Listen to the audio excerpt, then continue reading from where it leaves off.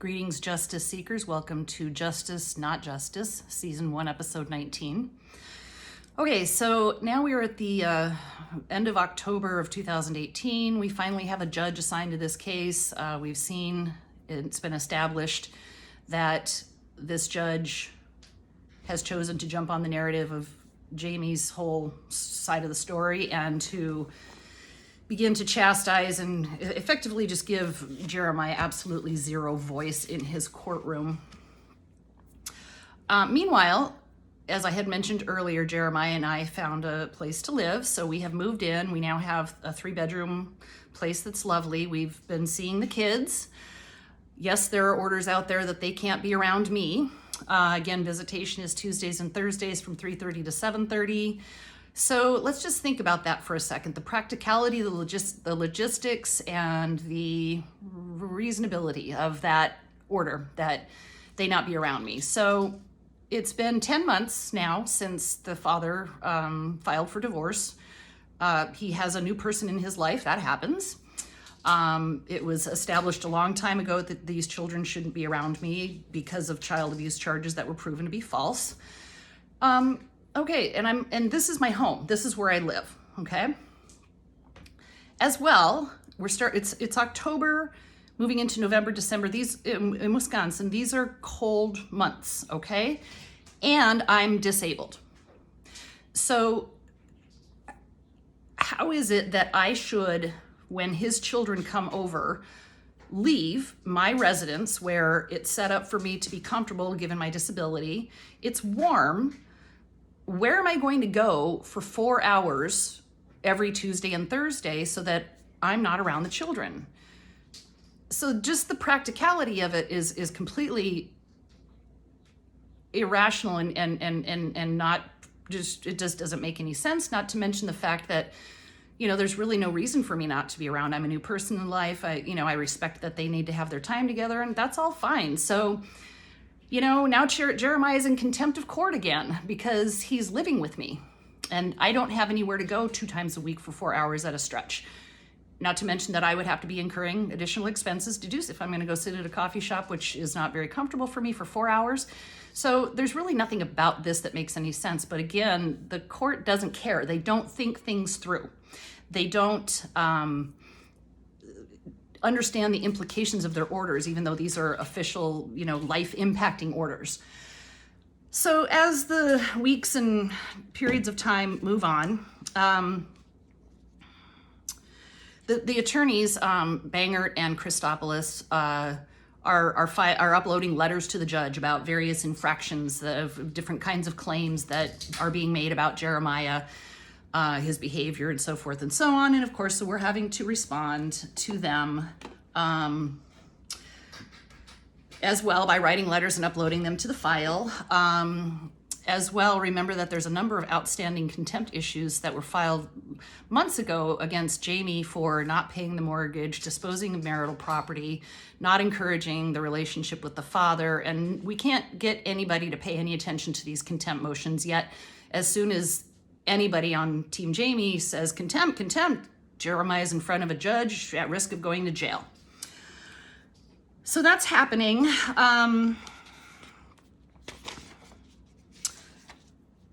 And the kids are coming over and it's fine.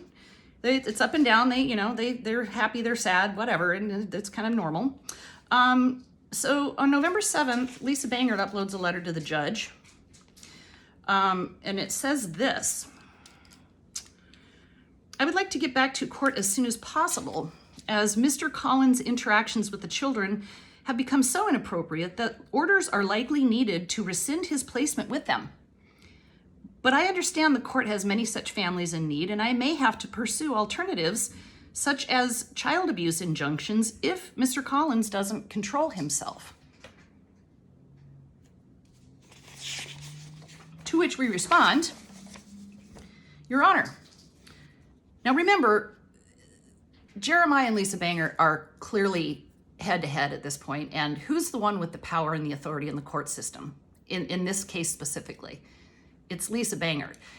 In general, and I've mentioned this issue before as well, at least in Milwaukee County family courts, the GALs themselves, just as a category, the guardian ad litem, have a remarkable amount of control in the courts, a huge amount of influence, okay? So whatever she says is whatever must be true. Apparently, so we respond, apparently Banger subscribes to my ex-wife's philosophy.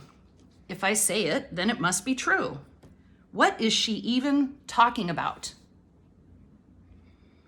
Bangert's letter to you of November 7 is clearly a retaliatory effort toward me, not only for filing a motion to have her removed from my case, but also for continuing to call her on her ethical transgressions, as well as the grievance I filed against her with the Wisconsin Bar Association. So obviously that happened. We filed a grievance against Lisa Bangert with the Wisconsin Bar Association, which is theoretically the oversight agency for lawyers. And obviously you also know that we have requested to have her removed from the case because she clearly is a biased party, which is not in the best interest of the children.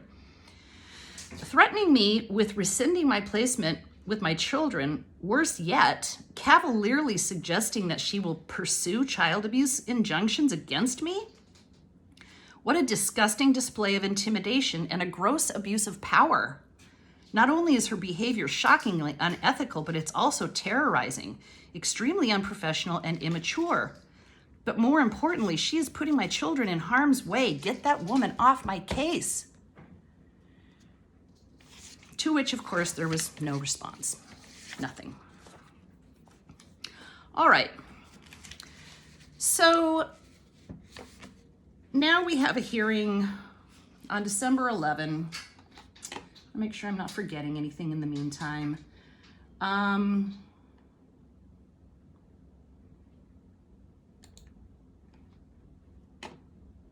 We write a letter, you know, again, now the mortgage is not being paid, has not been paid for months and months, so now we're several $1,000s in the hole. And that's clearly in contempt of the court order that told Jamie to pay the mortgage. She's not paying it. We filed motions for contempt, not getting no action. And then she explicitly told Jeremiah in December that, or rather October, it's kind of bouncing around a little bit. It's all kind of happening at the same time. She said, I'm not leaving or paying anything until a judge makes me. Please, Your Honor, I implore you to make her. As you know, I have filed an affidavit for finding of contempt about this issue specifically, but the matter is not being heard until December in front of a court commissioner. By that time, my house will be in foreclosure. No response. All right, so now we have a hearing in front of a court commissioner on December 11. I'm going to review this a little bit before I'm going to end this video here now and pick it up there because I want to see if there's ways that I can summarize what happened. All right, until then, I'll see you soon.